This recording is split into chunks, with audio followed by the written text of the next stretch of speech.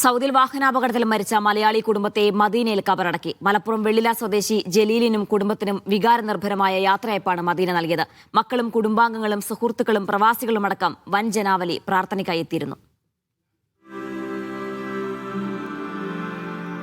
മലപ്പുറം വെള്ളിമല സ്വദേശി ജലീൽ, ഭാര്യ തസ്നി, മകൻ 13-കാരൻ ആദിൽ, ഉമ്മ മൈമുനത്ത് എന്നിവരുടെ മൃതദേഹം ഇന്ന് പുലർച്ചെ മദീനയിൽ ഖബറടക്കി.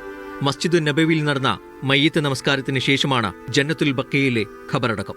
കുടുംബാംഗങ്ങളും സുഹൃത്തുക്കളും ഉൾപ്പെടെ നിരവധി പേർ സംസ്കാര ചടങ്ങിൽ പങ്കെടുത്തു.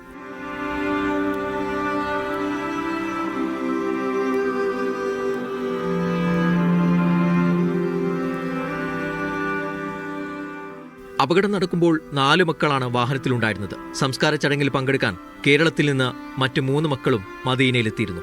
വെള്ളിയാഴ്ച രാത്രിയിലാണ് ജലീലും കുടുംബവും സഞ്ചരിച്ച വാഹനം അപകടത്തിൽപ്പെട്ടത്.